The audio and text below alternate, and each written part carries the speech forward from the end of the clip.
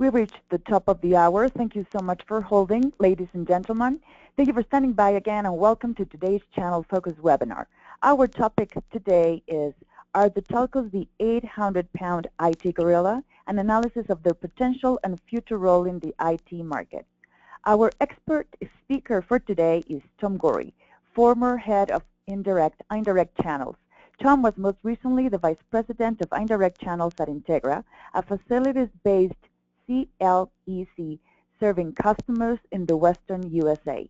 He brings more than 30 years of experience in channel programs and development, including telecommunications, cloud services, computer hardware, software, and logistics. His career began in sales management in a regional VAR and progressed through a decade in sales and corporate executive management in computer distribution, having had responsibility for inventory procurement, product marketing, sales force development, and operations.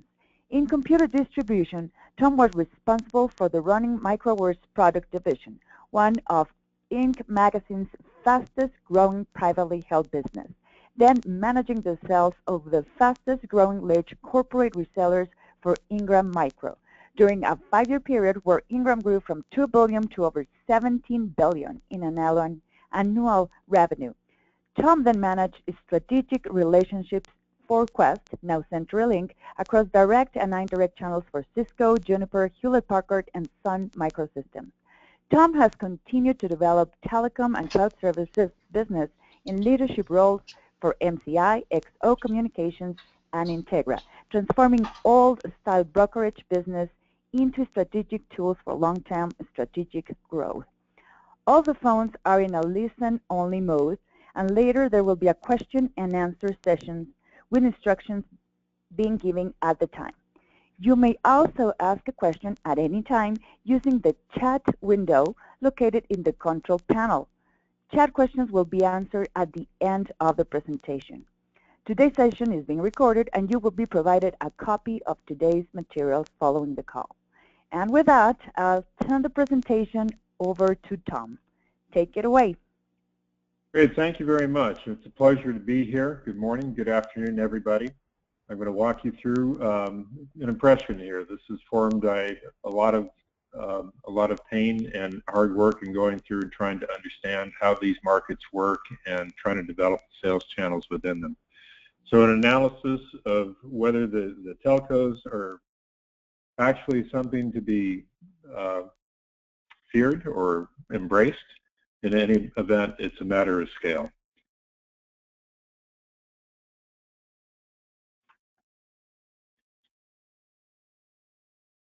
Trying to figure out how to advance the slide here.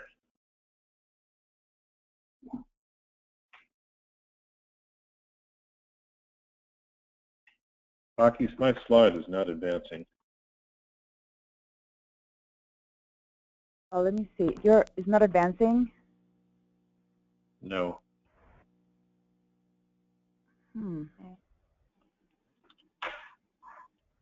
There we go. Yeah, thank you. My background, you guys did a great job of explaining what that is, but these are some of the companies that I've worked for in management positions over the last 30 years. Who are the telcos? These are technology companies. They're enterprise in scale. They're financially enormous, and these are old companies. They've got a long, long legacy in our business environment. They're also ubiquitous. Everybody knows who many of these people are. They are virtually everywhere, and this is not just in the U.S. domestically, but globally. They're traditional wireline communications companies. They're cable operators today, and they're also wireless. Revenue leaders, just to put this into context, AT&T, they're basically globally. 99% of the United States population is covered by their mobile business. Over 300 million people can access their high-speed wireless. There's over 1 million miles of network fiber owned by AT&T. Verizon, they're in 150 countries. They've got a similar very large-scale business across 6 continents. And their network is large enough to circle the world 18 times. And this is off of their public pronouncements of who they are. But these are big, big companies. These two comprise somewhere around 80% market share within the telecommunications space.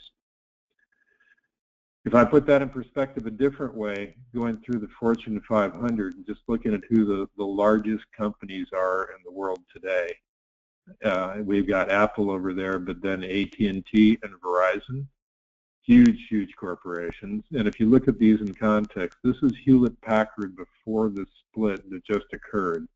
And again, in context, when Hewlett-Packard split into the two pieces for their enterprise services and their incorporated divisions, each one of those is a Fortune 50 company. So that gives you a relative idea of scale here. And if you look at AT&T and Verizon combined, that's bigger than the two Hewlett-Packards plus IBM combined. For AT&T and Verizon, if you look at it compared to different industries, they're larger than Chase and Bank of America combined. And if you look at the cable segment, then this Comcast plus Time Warner Telecom is larger than Cisco and Oracle combined. So we're talking about some very, very large corporations here. And a full question?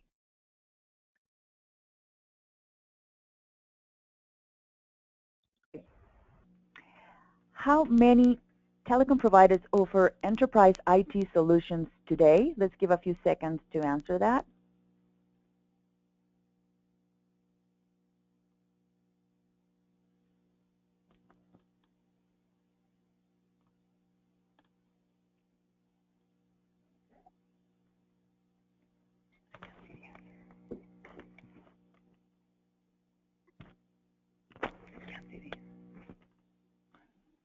Okay, it looks like we have 0% say 10%, 14% say 30%, 14% is at 70%, and then 71% say 100%. Excellent. They're getting the message out. Uniquely positioned, these telecom companies, they don't need to spend money telling people who they are. But certainly some of the fringe CLECs, some of the smaller businesses, there are many companies that do not know who they are, but everybody knows at least one telco, obviously, to be connected, to make voice calls and have your presence on the web. Doing commerce, everybody knows at least one, but they usually know quite a few more, and they've usually been contacted by more than one company seeking out services. They don't need to spend money on awareness to know who these people are. The network itself is a platform, and it's the first and last stop for applications. As soon as you put yourself online, you've opened up a world of opportunity for being able to communicate and collaborate. Telcos have been operating for over 100 years. They started in the end of the 1800s with the Bell system, so they're very familiar with people. They've mastered the financial model of billing on a monthly basis. That's something that is a huge, huge revenue advantage, a huge revenue management advantage when it comes to companies that were used to more of a conventional deployment of selling a piece of hardware, selling a piece of software, and then going through an upgrade cycle that's typically around a 3-year cycle. This month-to-month billing, how that's accommodated, how things are working for moves, adds, and changes is second nature.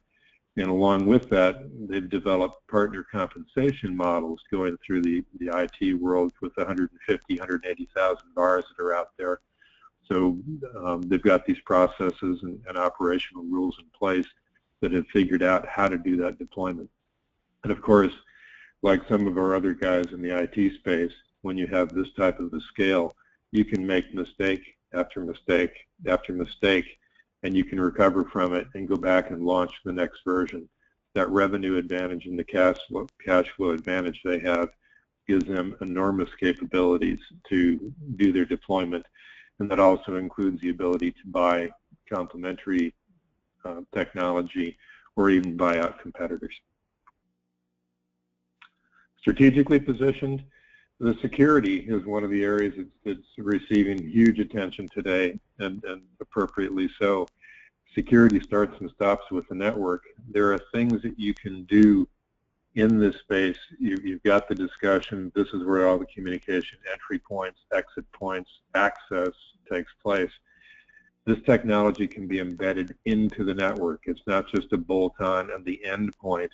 And by embedding it in the network, the telecom providers are the only ones that really have that positioning. Everybody else has to fight out for what they can do on the edge and to bolt on. But to be able to embed things into the network itself is a unique position. Business continuity, same thing. If you're in the control of the network, you know when things happen immediately, there's no reaction, and you have the ability to flip over into a backup mode for business continuity. All of these things are a unique position for a telecom provider to make sure that they can do things efficiently, quickly, and they can do multiple things at the same time with a lot more ease than somebody who's on the outside of that system. And of course, telecom communication companies have been deploying collaboration tools for decades, just the ubiquitous voice that we're all familiar with, but they've also been developing all their web collaboration tools and conferencing. Ambitions. These are ambitious companies. That type of revenue, you start running out of the obvious places to go. They start to look for everything that they can find. They've been buying data centers. Verizon acquired Terramark. CenturyLink acquired Savvis and that capability. Time Warner Telecom acquired Navisite. Just a few examples out here. Managed server is something that has been deployed for over 20 years by telecom companies. It's now a standard offering. Virtualization, standard, of course, in the data centers. Desktop, this is another area of growth where a desktop as a service is another piece that is starting to be deployed through the telcos as well as other IT companies. And storage, being in the midst of everything, it's a natural add-on to just add storage in whatever capacity the companies decide to provide. The next poll question, please. All right, here's the next poll question. Which of these reasons do VARs cite when embracing telecom agency programs? Account control, see telecom as a competitor, expertise gap, decreased wallet share, perceived customer need. And we'll give you a few seconds to answer that, please.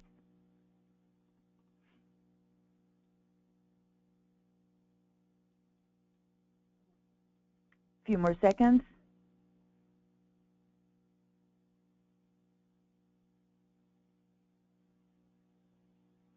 Okay, we have account control, answer 40%, 20% of answer C, telecom as a competitor, 0% expertise gap, 0% decreased wallet share, and 40% perceived customer need. Excellent. This is an area that, of course, everybody's been trying to study for the last decade. Why are people in? Why are people out? And trying to figure out what's the transition into the space for those that decide to do that. How lucrative is the space? But it's an interesting question that we'll continue to examine. Evolution of IT. The industry, of course, moving toward a services model, and we're going through everything.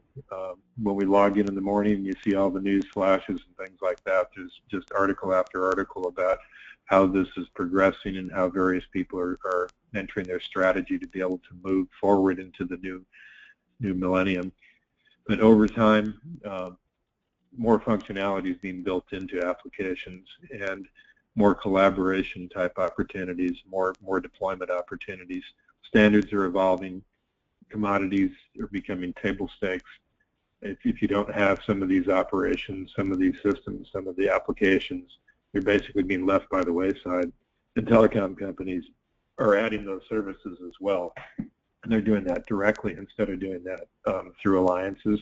Or when they're doing it through alliances, they're controlling the billing so they can control out the underlying provider and change that out at their will as they decide whether it's something they want to take on directly or find a more efficient delivery partner.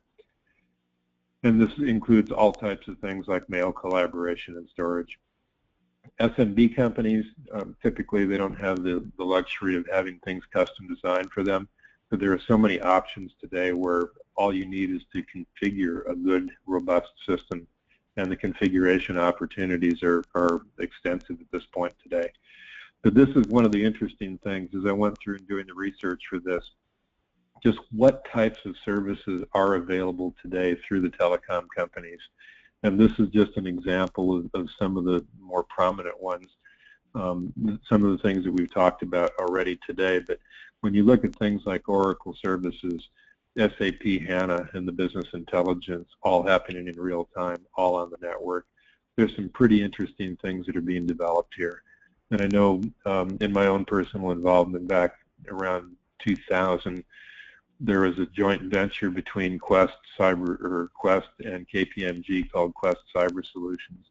There were a dozen enterprise software services, including Oracle Financials. At the time it was Captura, now owned by Concur.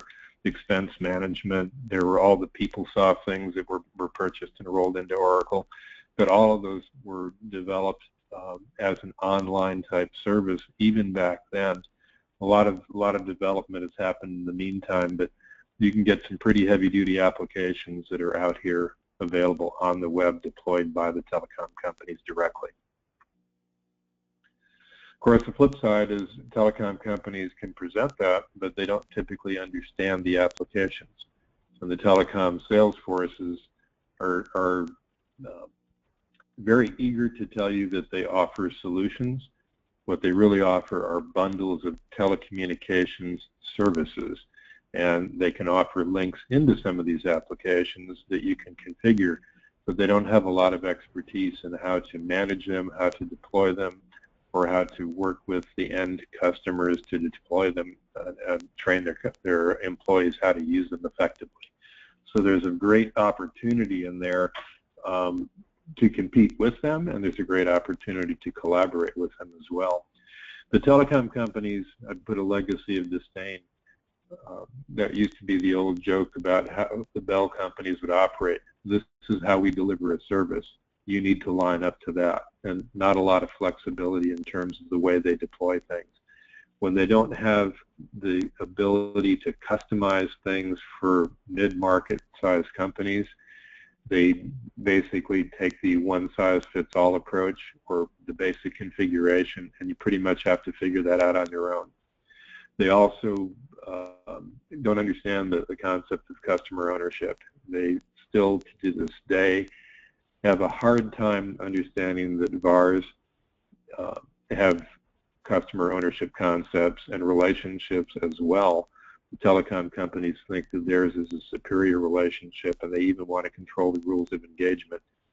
They also have a little bit of a disdain for the customer themselves in terms of, will a customer have the right to choose how they acquire the technology services, or will the telecom company tell them who they can purchase it from, even down to the rep level? So there's a little bit of a disconnect in there in just the interface with the clients. Limited applications and services, so if you're trying to build an entire business solution, it may require things that the telecom companies don't provide, so you're not in the one-stop shop area or the one area of expertise. You're still into a collaboration mode. And then there's geographic limitations.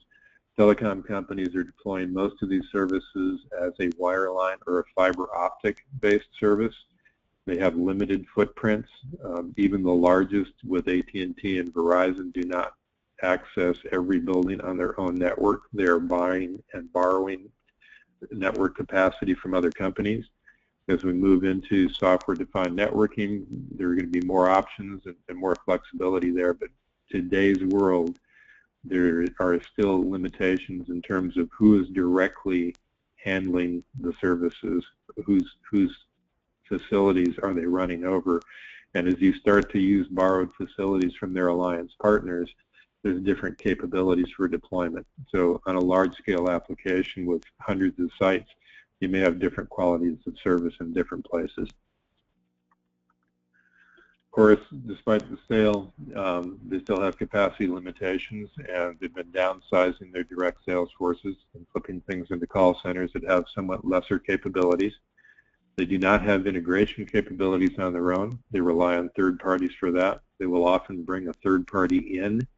Some of the companies are better at that than others, but they will bring third party companies in to handle some of the integration capabilities. There's a disconnect from those places. They typically don't have, in most of the telecom companies, do not have a robust third-party program that is easily accessible. It's typically done by word of mouth from salespeople who are emailing internal in their organizations. There are typically not databases within a telecom company that a direct representative can look up and determine where there's a partner that has the capabilities they need to fill in the gaps. Of course, there's regulatory limitations as well, specialized requirements as you get deep into the verticals, particularly some of the things like in healthcare and financial and things like that. You're running into where the telecom companies don't have some of that expertise that may be required. So you still have to go outside for that. Concentration of the sales teams is in the metro markets. We typically call it the NFL cities. And even some of the companies that have a national footprint in the CLX size that are not an AT&T, Verizon, or CenturyLink don't even cover all of the NFL cities directly. So there's some limitations there in terms of where the help is available and how that is aligned to support individual customers. And then the lack of diversity of solutions. Everybody tends to concentrate on the same basic areas and compete there. Just the richness and breadth and depth of the solutions is not quite there in the telecom side today. But they are going after quite a bit of the more commodity type and more widespread, more commonly deployed applications that everybody's using. They also have a legacy of co-opetition. Because of their footprint limitations, they are used to working with other companies where they will compete with somebody on the front end, and then on the back end, whoever's won the deal is typically buying services and capacity, extension for geographic reach, or filling gaps from their competitors.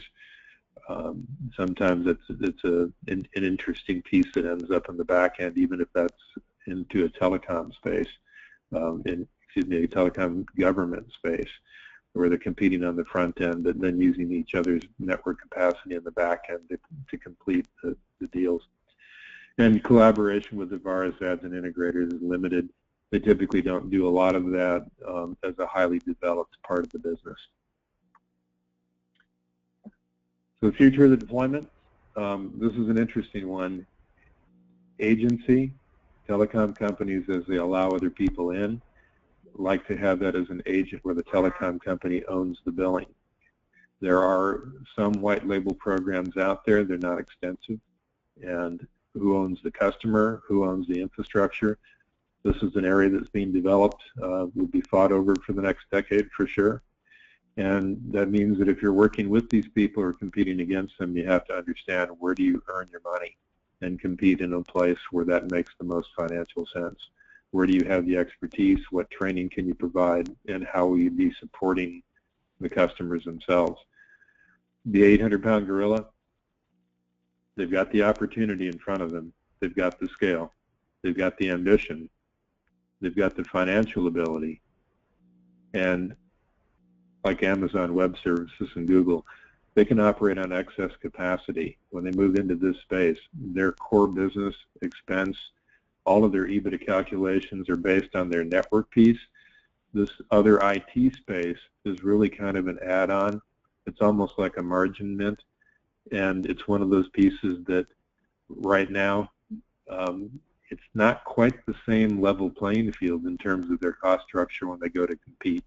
This is kind of in an extras area. So it's an interesting deployment. Next poll question, please. Okay, here's the next poll question. Are you seeing any drop in hardware, software sales that could be attributed to end customers shifting to the cloud? Yes, a large drop in sales.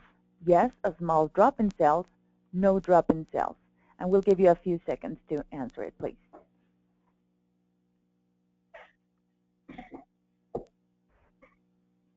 Few more seconds. Okay, here we go. 29% answer yes, a large drop in sales. 57% yes, a small drop in sales. 14% no drop in sales. That's interesting. That's about what we would expect on something like that. The companies that are most impacted, of course, they're going to see some of these things are probably the ones that have less specialized deployments, less specialized support for their customer base, and they're going to be the most vulnerable. The small drop in sales, I think that group of the 57% probably reflects more of the, we're starting to see an impact, but nobody has figured out how big a threat this is yet, or conversely, how to take advantage of some of these shifts, because every time things change, that's an opportunity for growth for somebody. We always hear about who lost business, but every time somebody loses it, somebody else gained it. You just don't have visibility into knowing who the gainers are at any one point in time. But we're starting to see this change accelerate over the last couple of years, and I think that will continue for the next foreseeable future. That brings us up to Q&A. Okay, perfect. So we will now open for questions. If you would like to ask a question, you may do so using the chat window located in the lower right hand corner of your screen, or you can also raise your hand using the raise hand button.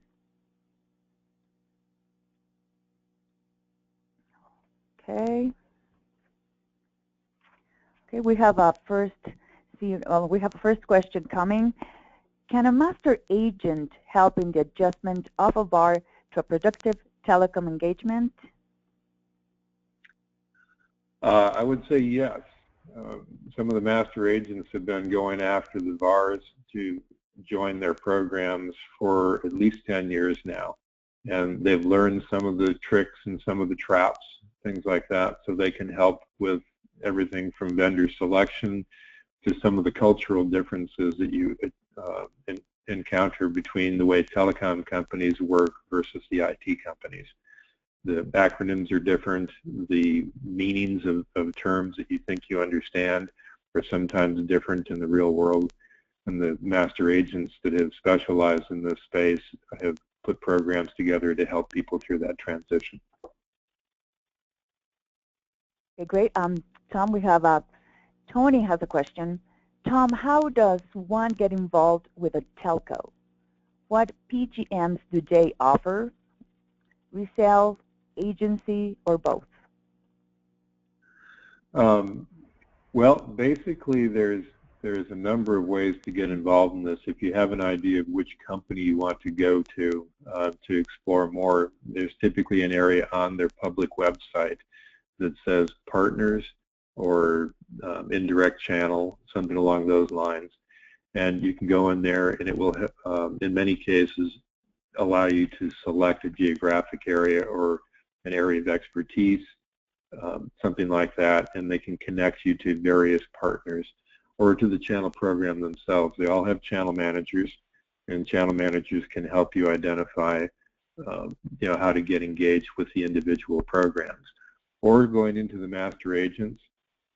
Master agents are typically advertising in places like channelpartnersonline.com. That's sort of the repository where most of the telco-only people are.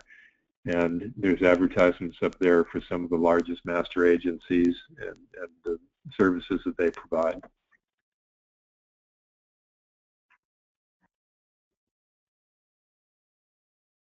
Okay, we have one more question. Why are the VARs not more strongly embracing telecom agency programs? That's an interesting question. People have been trying to figure that out for a long time. I think what it comes down to is it's because it's an area where they have to figure out new relationships. There is going to be a little bit of a learning curve that they have to get adjusted to. And if you don't have excess capacity within the VAR to go out and exploit that place, it's usually one of those things that we'll get to tomorrow. And there's some urgent thing that comes up today. As they start to dig into it, The financial piece and all the studies that CompTIA and others have run, the financial piece is significant, but it's not compelling enough to immediately just make the change. And there's typically commissions that are paid between 10 and 20% of the telecom bill. And if you work that through a rule of 78 type calculation and figure out how much of something you need to sell on a typical services contract, you can figure out what the value of that customer is. Now, these are 3-year contracts, so once you've sold it, it provides that revenue stream for a period of time. But that revenue stream has to be large enough to be able to afford staff that has the expertise. If it's something that people do as a part-time sideline, they typically don't have a compensation plan for the employees that is strong enough to develop that. And then, of course, there's always the fear. It's kind of an interesting one. There's a fear that if the telecom company screws up the relationship, it will reflect badly on the VAR. And that's been a difficult one for the telecom companies to overcome. They seem to have no problem at the VAR level of siding with Hewlett-Packard or IBM, Lenovo, Oracle, whatever brand, whatever service that they want to build their business practice around. And they typically don't offer a retail environment of having multiple brands that do the same thing. They will specialize in one. But when it comes to the telecom side, there's a reluctance to do that. And I think it's partly because telecom is complicated, it's hard, and when there's an outage, the VAR feels a little bit more helpless because they can't fix it themselves. They have to rely on other people. So there's a little bit of a hesitation to how deep do they want to become involved, and that's being offset today by the customer as they start to put things into the cloud doesn't want to hear from the VAR that it's the telco's fault, they need to fix it before we go back online. They're counting on the VAR to make sure that they don't get put into that type of a position.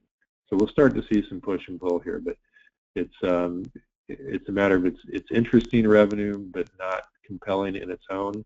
The account control issue, the accountability issue.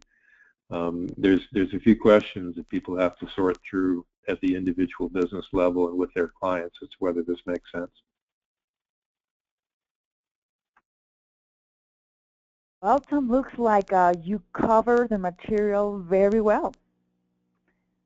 We have no more questions.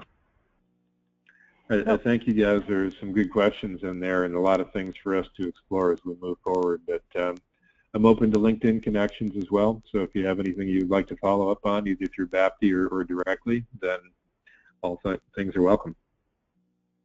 Excellent. Thank you, Tom, for offering your time and sharing your knowledge with us. Thank you, ladies and gentlemen, for attending. Please take a few moments to fill out your post-event survey. Your input is very important to us.